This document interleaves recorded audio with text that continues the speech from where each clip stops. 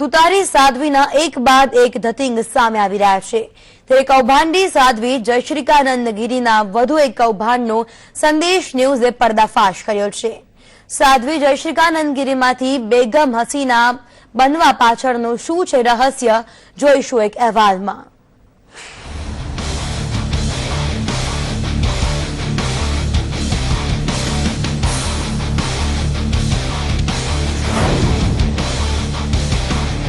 સંદેશ ન્યૂઝ સતત crime queen સાધ્વીની કરતૂતોનો પર્દાફાશ કરી રહ્યું છે ત્યારે સંદેશ ન્યૂઝે સાધ્વીના એક પૂર્વ પતિના રાઝ પરથી પડદો ઉઠાવ્યો છે। સાધ્વી જયશ્રીકા ગીરીનું નાનપણનું નામ હસુમતી હતું। હસુમતી એટલે કે સાધ્વીના લગ્ન તેના જ સમાજમાં થયા હતા, પણ કૌભાંડી સાધ્વીના બાળપણથી ચાલચલણ સારા નહોતા।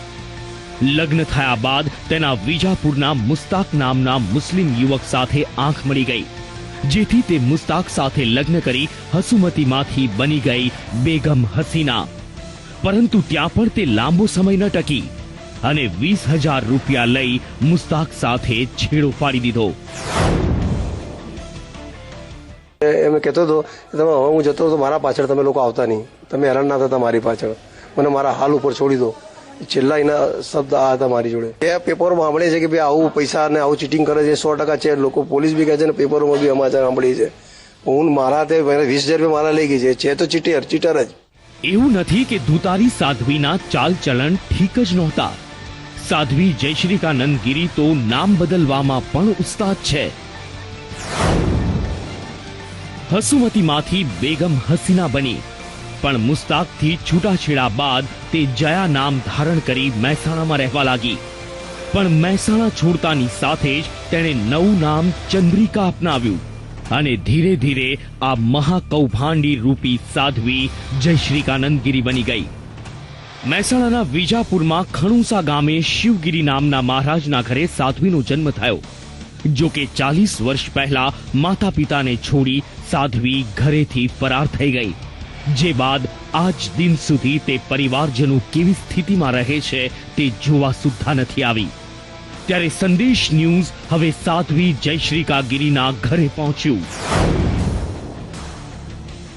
ખણુસા ગામે જ્યાં સાધ્વી જયશ્રી ગીરીનો જન્મભૂમિ છે, આપને મકાન બતાવવા જઈ રહી છે કે આ મકાનની અંદર તેનો જન્મ થયો છે। આપ આ મકાનની પરિસ્થિતિ જોઈ શકો છો કે કઈ રીતે આ મકાન છે।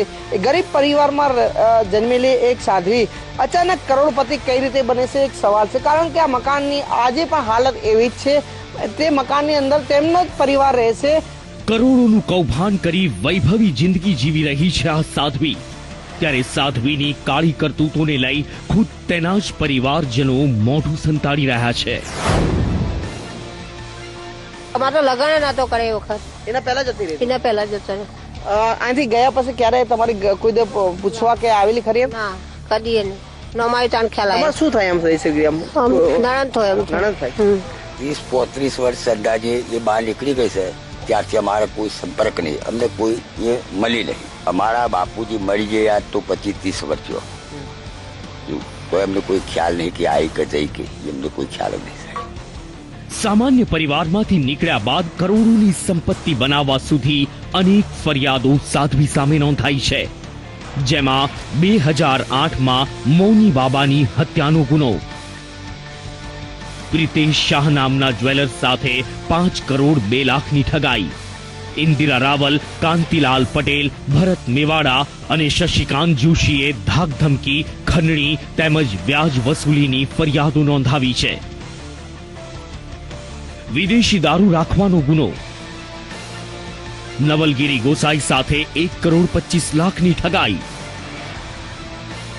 જૂનાગઢ, ખંભાત અને અમદાવાદમાં તેમની સામે વિવિધ ગુનાઓની ફરિયાદો પણ નોંધાઈ છે। આમ એક બાદ એક ગુના આચરતી ગઈ અને આજે ધુતારી સાધ્વી જયશ્રીકાનંદ ગીરી બની ગઈ છે કરોડપતિ। હારૂન નાગોરી, સંદેશ ન્યૂઝ, મહેસાણા।